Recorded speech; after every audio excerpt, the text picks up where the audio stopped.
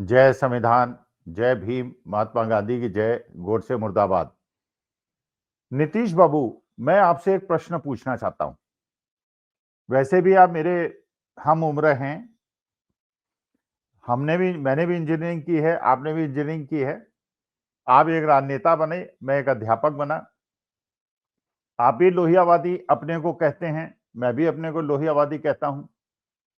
आपने भी जो जेपी का आंदोलन था उसमें भाग लिया था, मैंने भी जेपी के आंदोलन में भाग लिया था। इसलिए ये मैं अपना अधिकार समझता हूं कि आपसे कुछ प्रश्न पूछूं। नीतीश बाबू, मैं ये जानना चाहता हूं कि आपके जीवन के आदर्श क्या हैं।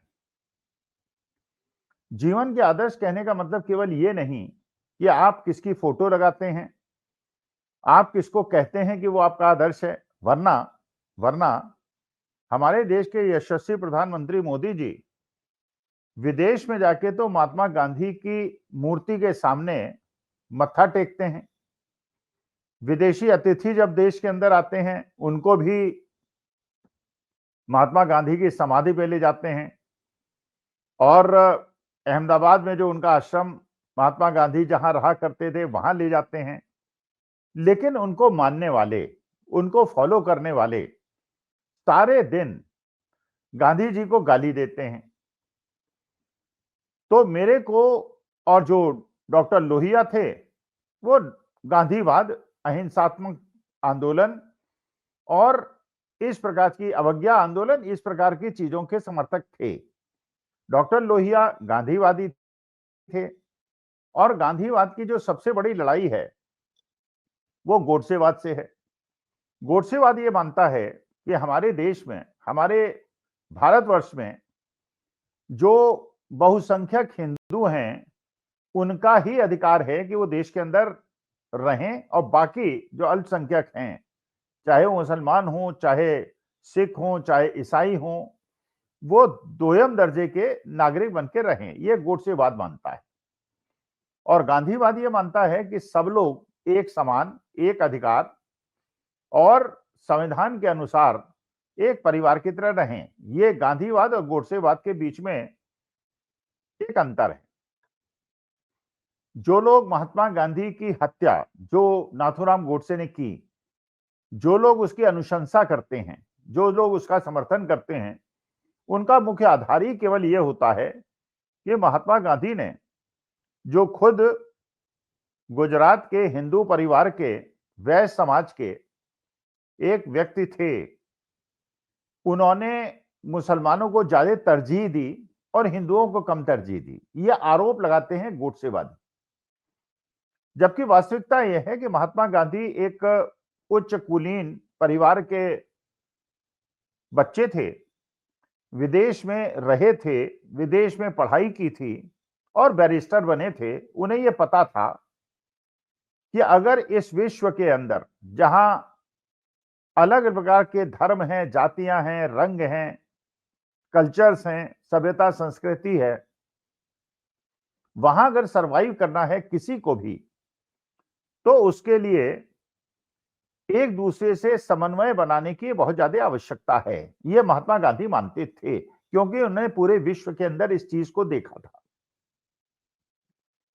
जब महात्मा गांधी ने हमारे देश के ऊपर हो रहे अत्याचारों को देखा और वो भारतवर्ष वापस आए, जब उनका साउथ अफ्रीका के अंदर गोरे लोगों ने अपमान किया, लेकिन उन्होंने एक शपथ ली कि भारत को वो आजाद कराएंगे। अहिंसात्मक तरीके से एक नया प्रकार का आंदोलन की रूपरेखा उन्होंने रखी।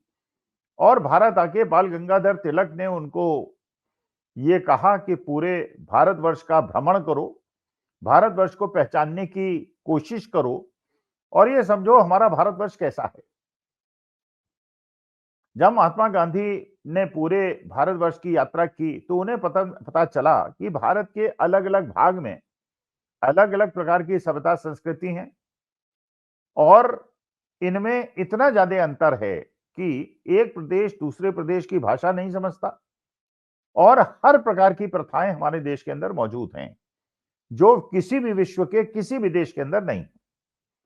तो महात्मा गांधी ने जब बाल गंगाधर तिलक के कहने पे पूरे हिंदुस्तान की यात्रा की, तो उन्हें ये समझ में आया कि हमारे देश के अस्तित्व के लिए और हमारे देश को मजबूत करने के लिए आवश्यक है कि हम लोग समन्वय से रहें, हम लोग एक दूसरे के सभ्यता संस्कृति से स्नेह रखें, उसके लिए आदर रखें और को एग्जिस्ट करें। और जो ये महात्मा गांधी के विचार थे, यही स्वामी विवेकानंद के भी विचार थे, यही हिंदुत्व के विचार होते हैं। बेसिकली यही हिंदुत्व के विचार हैं, जो कहता है सर्वे भवन्तु सुखिनः सर्वे सन्तु निरामयाः, या वसुधैव कुटुंबकम की बात करता है। इसीलिए जब स्वामी विवेकानंद ने शिकागो में भाषण दिया था, जिस भाषण को आज तक का सबसे अच्छा भाषण पूरा विश्व मानता है, उसमें उन्होंने जो हिंदुत्व की परिभाषा दी थी, वो उसको मानने वाले थे महात्मा गांधी। और उसमें उन्होंने कहा था कि हिंदुत्व एक ऐसा धर्म है जो सबको समेटता है, सबको बाहों में समेटता है, सबसे मिलजुल के रहता है, एक लचीला धर्म है, एक प्यार करने वाला धर्म। और आधे घंटे तक वहां तालियां बजती रही थी। उन महात्मा गांधी को जिन्होंने ये समझा था कि हमारे देश के अंदर जो जाति प्रथा है, ये जाति प्रथा देश के लिए कलंक है, इसलिए वो दलित बस्तियों में जाते थे, वहां सफाई करते थे, उनकी सेवा करते थे। और उन्हीं के आदर्शों पे चलते हुए बाबा आमटे ने कुष्ठ रोगियों की सेवा की थी, अपने हाथ से करते थे। और विनोबा भावे ने ये भूदान यज्ञ चलाया था, जिसमें पूरे हिंदुस्तान के अंदर बड़े-बड़े जमींदारों से लाखों करोड़ों एकड़ जमीन लेकर उन्होंने गरीब में वितरित की थी। ये गांधीवाद था। और वो गांधीवाद सह अस्तित्व की भावना, को एग्जिस्टेंस के भावना पे रहता था। लेकिन जो गोडसे थे, उन्होंने जो हिंदुत्ववादी एक शक्ति और हिंदुत्ववादी एक देश बनाने की बात थी, इसीलिए हमारे देश में जहां 84% हिंदू हैं, वहां राजनीतिक रूप से एक कन्वीनियंट विचारधारा को अपनाया और हिंदुत्व को आगे बढ़ाकर बाकी अल्पसंख्यकों को पीछे हटाकर गांधीवाद का विरोध किया। न केवल उन्होंने गांधीवाद का विरोध किया, बल्कि उन्होंने महात्मा गांधी की हत्या भी कर दी। नीतीश बाबू, आप कर्पूरी ठाकुर को मानने वाले हैं, आप महात्मा गांधी को मानने वाले हैं, आप डॉक्टर लोहिया को मानने वाले हैं।